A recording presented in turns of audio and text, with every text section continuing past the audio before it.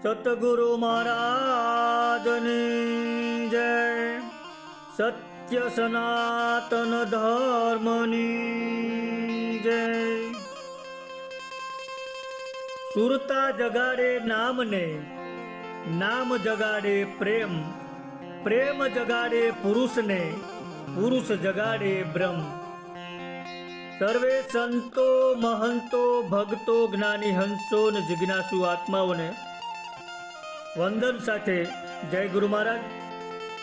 આજે ગુરુ કૃપાથી પ્રીતમદાસની એક વાણીને મતિ અનુસાર સમજવાનો પ્રયત્ન કરવો છે, અને એમાં જે કાંઈ નાની મોટી ભૂલ કે ત્રુટિ રહે એ બધી મારી છે, પણ આપ મોટું મન રાખી અને ક્ષમા કરશો. તો જોઈએ ભજનના શબ્દો. મુખડામાં પ્રીતમદાસ શું કહે છે કે પ્રેમનો પંથ છે ન્યારો, સર્વેથી પ્રેમનો પંથ છે ન્યારો. હવે સંત શ્રી પ્રીતમદાસની આ ભજનવાણી અત્યંત ઊંડા આધ્યાત્મિક રહસ્યોથી ભરેલી છે, અને ભજનના મુખડામાં જ આખો માર્ગ આમ સ્પષ્ટ સમજાવી દીધો છે.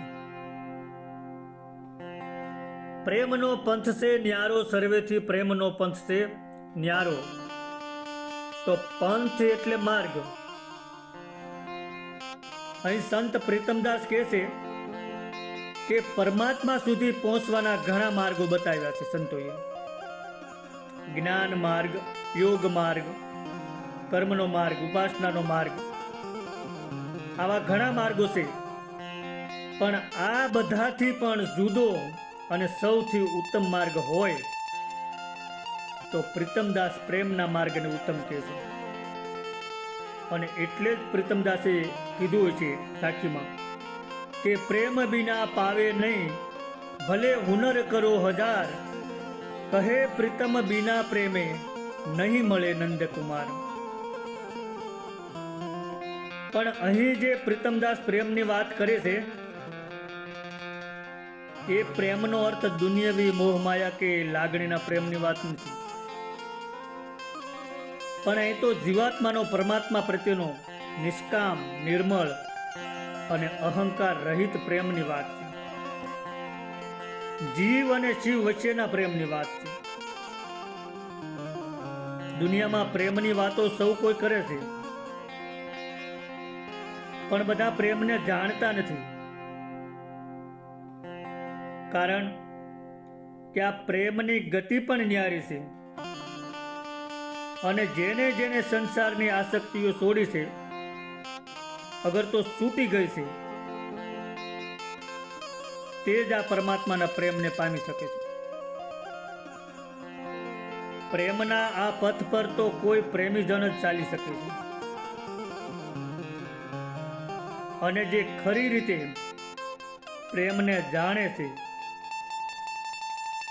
એવા પ્રીતમદાસ જેવા કોક વિરલા સંતો જ કહી શકે કે પ્રેમનો પંથ છે ન્યારો, સર્વેથી પ્રેમનો પંથ છે ન્યારો. બાકી જગતના સામાન્ય માણસો તો મોહને જ પ્રેમ કહે છે. હવે મોહ એટલે દાખલા તરીકે કોઈ તમને સારા કે તમારા ગુણ ગાય, તમારા વખાણ કરે તો તમે એને હારો કહો છો, પણ તમે તે ગુણોના લાયક છો કે નહીં એ તો તમને જ ખબર છે. પણ વખાણ કરવા વાળો સારો તો લાગે જ, તે મોહના કારણે સારો લાગે છે. પણ જે પ્રેમ કરે છે તે વખાણ કરતા નથી. તે તો સત્ય જ કહે છે કે તમે આવા છો કે તેવા છો. સત્ય હશે એ જ તમને કહેશે. મોહમાં માણસ ભલે બીજાનો સારો કહે કે ન કહે, પણ તે તેનું અહિત જ કરે છે. સત્ય વાત તો જેને કાંઈ પણ આસક્તિ નથી એવા માણસો કહે છે. પ્રેમનો પંથ છે ન્યારો, તો આમાં ન્યારો શબ્દ ઊંડા અર્થવાળો છે. ન્યારો એટલે જુદો, પણ અહંકારથી જુદો. ન્યારો એટલે અલગ, એટલે માયાથી અલગ.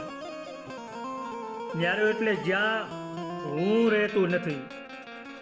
એટલે સંતો કહે છે કે જ્યાં જ્ઞાન અટકે ત્યાં પ્રેમ શરૂ થાય છે. જ્ઞાનમાં તો હજુ હું જાણું છું એવો અહંકાર રહી શકે છે, પણ પ્રેમમાં તો હું જ ઓગળી જાય છે, હું જ પીગળી જાય છે.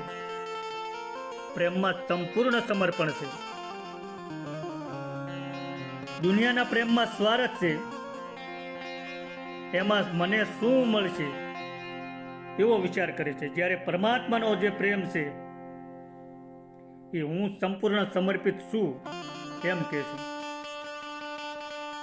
સંતો જ્યારે પ્રેમ કહે છે ત્યારે તેનો અર્થ સુરતનો શબ્દમાં મિલાપ એવો થાય છે.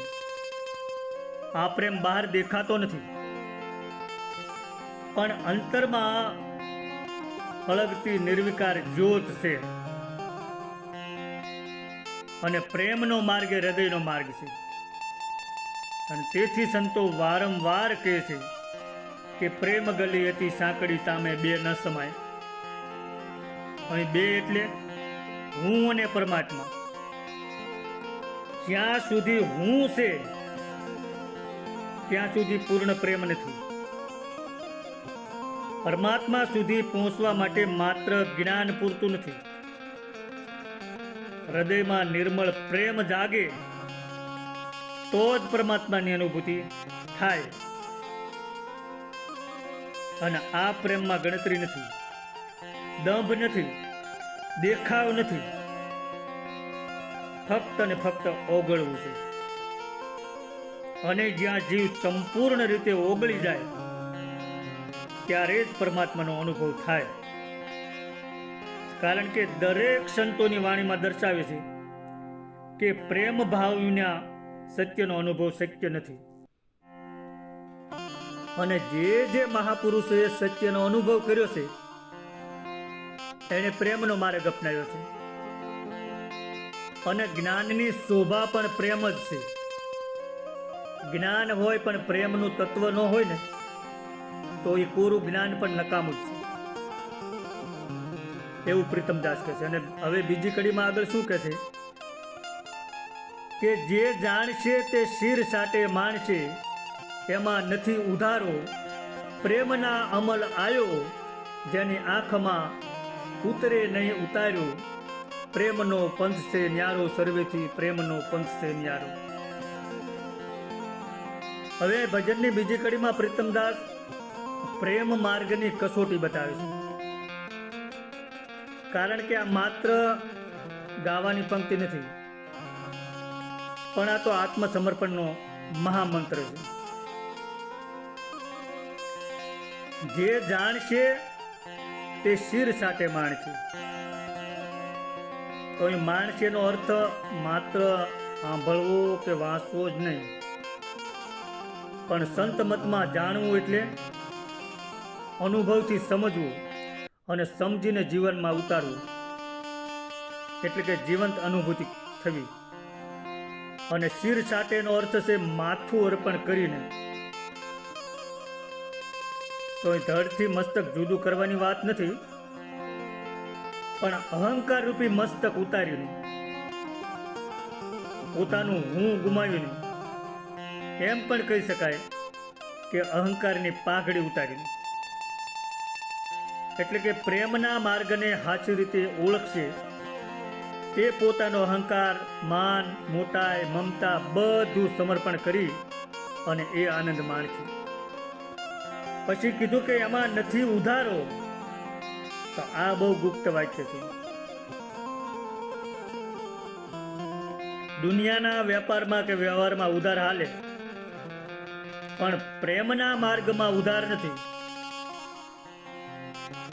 એમાં દેખાવ નહીં હાલે, એમાં દંભ નહીં હાલે, એમાં નકલ નહીં હાલે, અને એમાં બીજાના અનુભવથી કાયમ નહીં હાલે.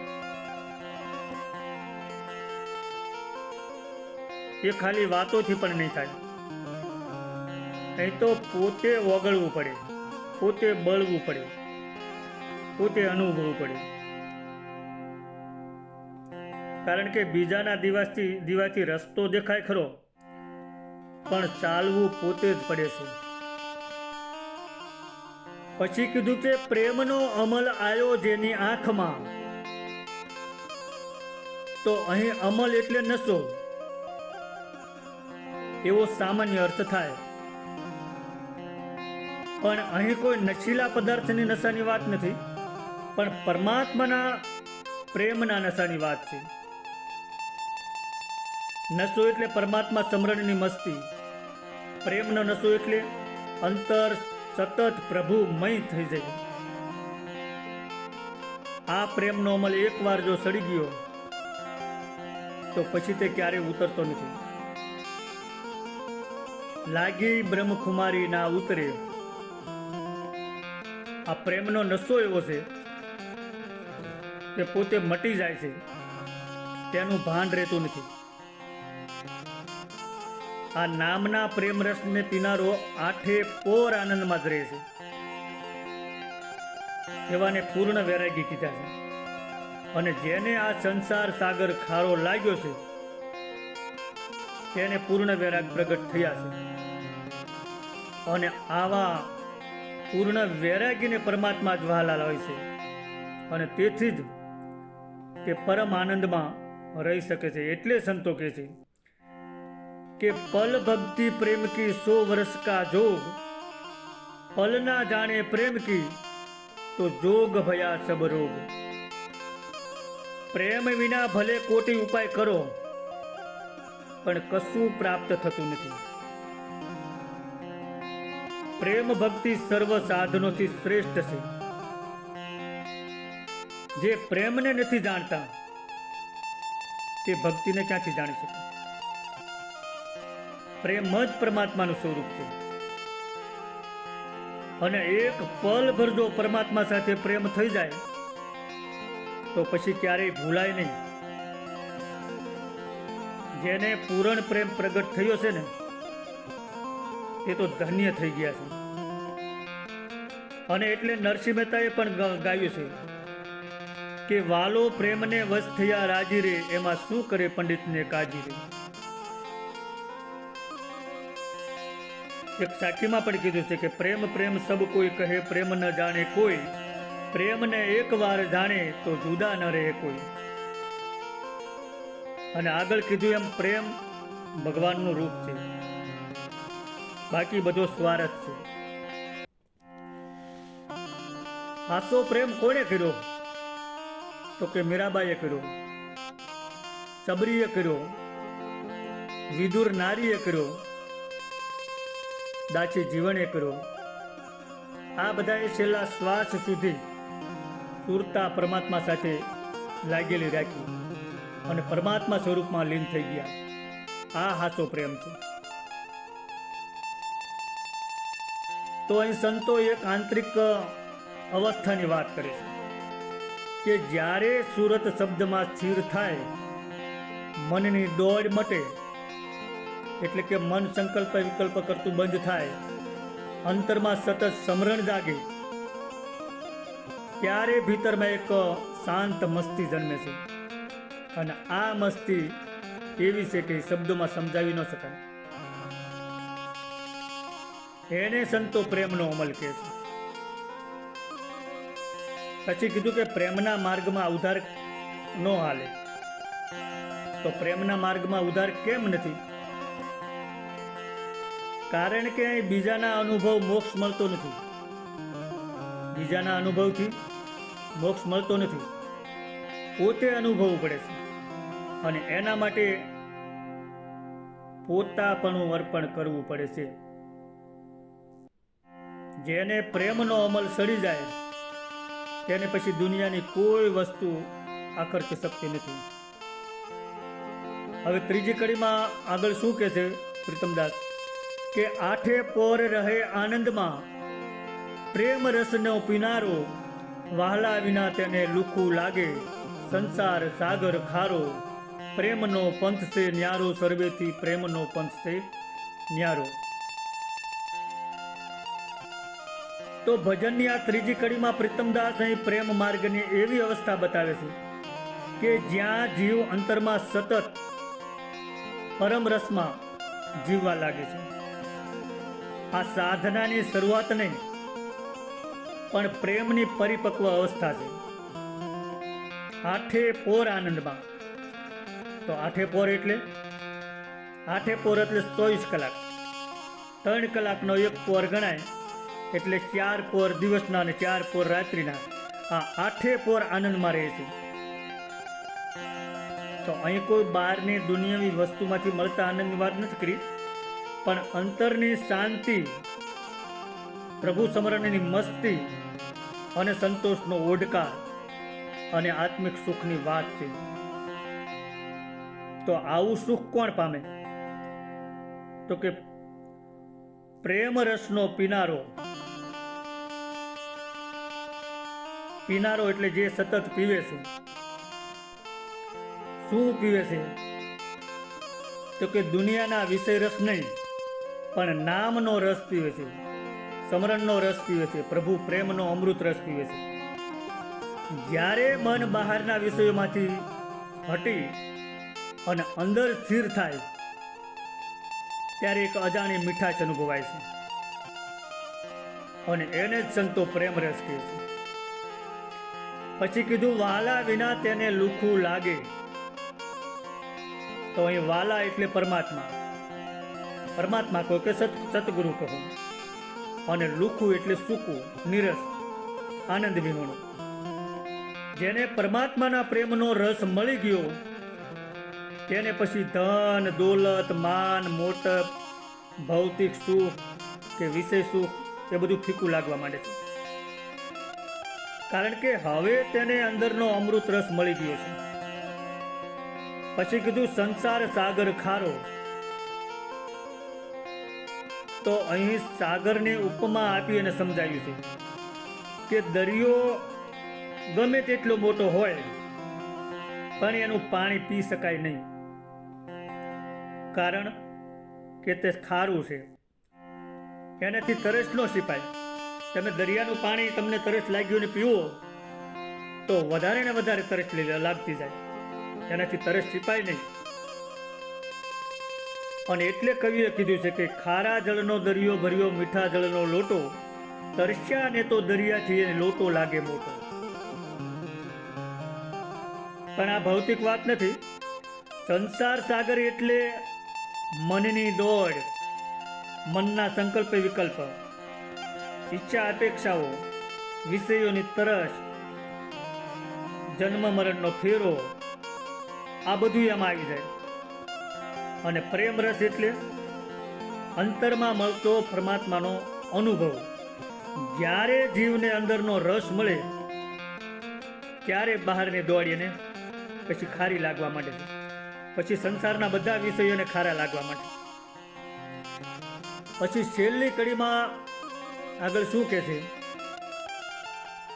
કે પ્રેમ રસ કથા કયામાં નાવે, જાણે જાણે હારો, પ્રીતમ પ્રેમી જન જો મળે તો આત્મ રામ હમારો, પ્રેમનો પંથ છે ન્યારો, સર્વેથી પ્રેમનો પંથ છે ન્યારો. તો છેલ્લી કડીમાં પ્રીતમ સાહેબ પ્રેમ માર્ગનું પરમ રહસ્ય ખોલે છે. પ્રીતમદાસ કહે છે કે પ્રેમનો હાસો અનુભવ શબ્દોથી સમજાવી શકાય એવો નથી. એ તો જીવંત અનુભવ છે. પોતાને અનુભવ થાય તો જ માણી શકાય. બીજાનો અનુભવ આપણને કામ ન લાગે. પ્રથમ ચરણમાં કીધું કે પ્રેમ રસ કથા કયામાં નાવે.